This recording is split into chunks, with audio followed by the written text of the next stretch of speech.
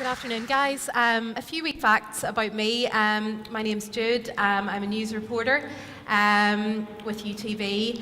I'm passionate about stories. I'm passionate about hope. I can never quite get my nail polish to set without me wrecking it. And never ever wait long enough. I'm always too impatient, and it always smudges. And the fourth fact fifth fact actually, is that I am in love with the city that Belfast is becoming. So I want you to divert your eyes to the screen for just a couple of minutes, and we're just going to watch a little quick DVD clip.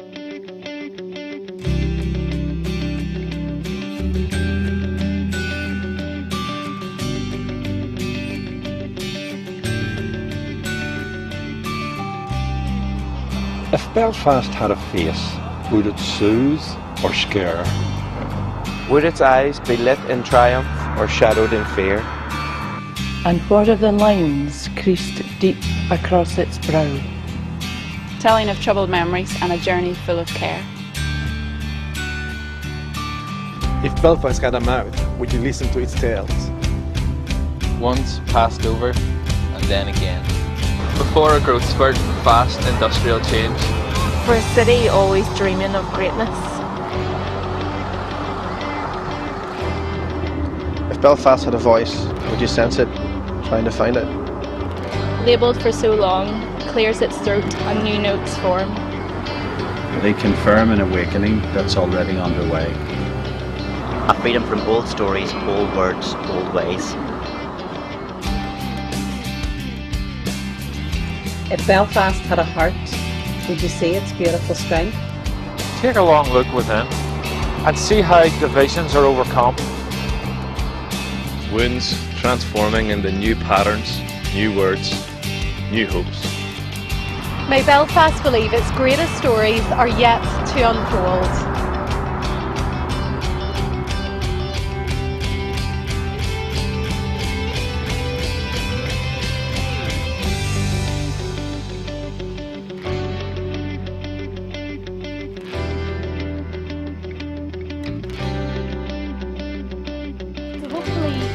That the if of Belfast. I'm not sure if you can feel it, but I really believe that Belfast is a city caught in the becoming.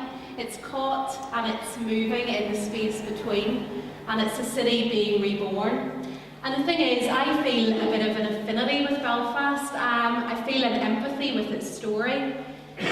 Back when I was in primary school, I loved telling stories, and I always remember back to P6 and P7. And for some reason, it was always en route to our swimming lessons. We were on the swimming bus.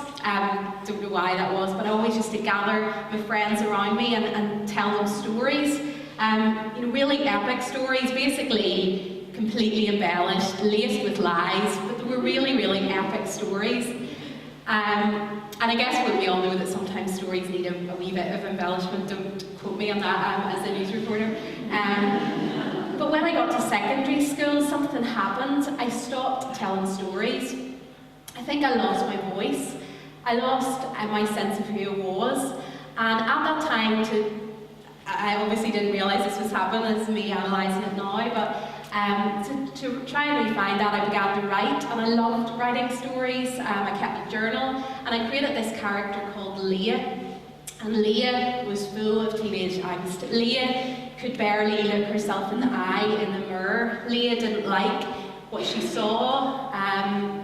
She had a massive question mark over her head. She had major hang-ups about herself, and Leah basically rejected herself.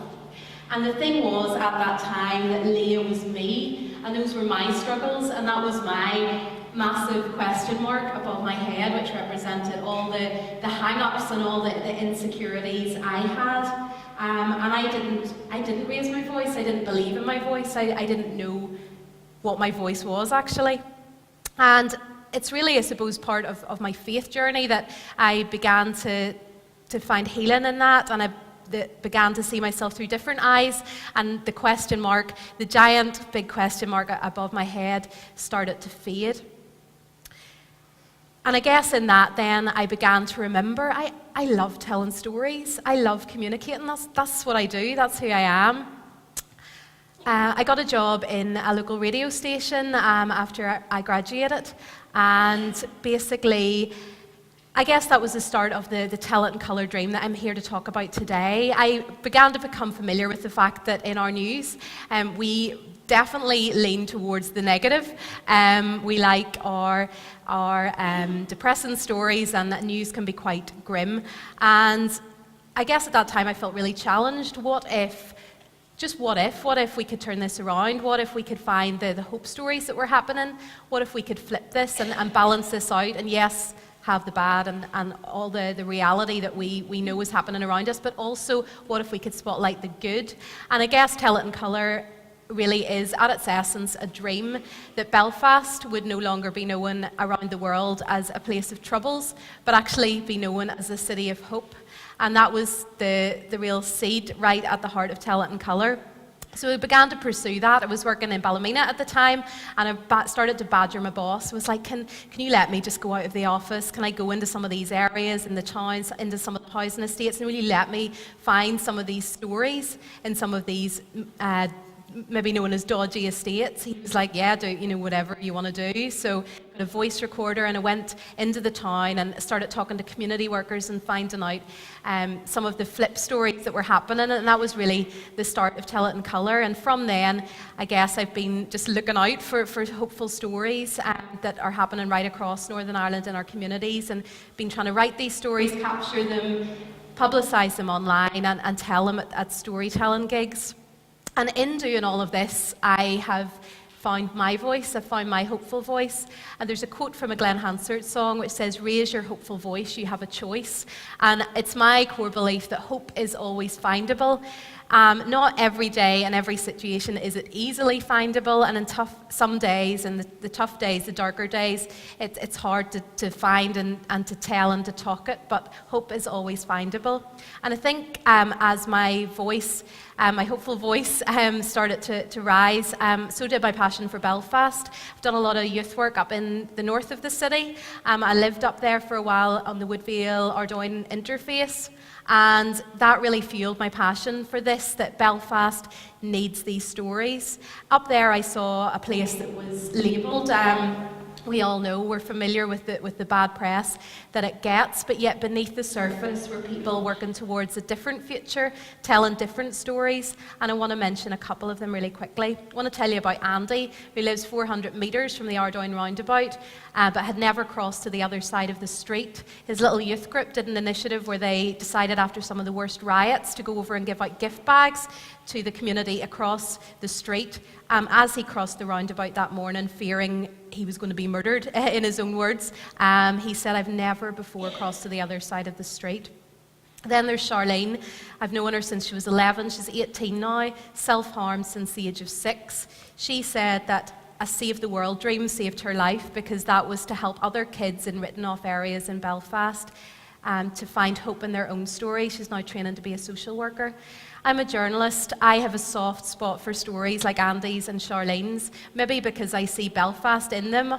These stories to me represent Belfast, just like Andy and Charlene, and Belfast has found and is finding a new voice, so I refound my voice. And I just want to leave you today where Kirsten quoted Heaney. I'm going to quote Emily Sandys and her song where she says, "You've got the words to change a nation, so stop biting your tongue.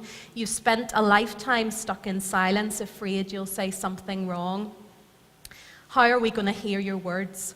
Come on, you've got a heart as loud as lions, so why let your voice be tamed? You've got the light to fight the shadows, so stop hiding it away." I see that in Belfast. I see it finding its voice. I see the new stories, the new music, the new projects, the new initiatives, and I see Belfast finding its voice. And I just want to ask you today, are you willing to be an ambassador for this crazy little part of the world with its hidden colours?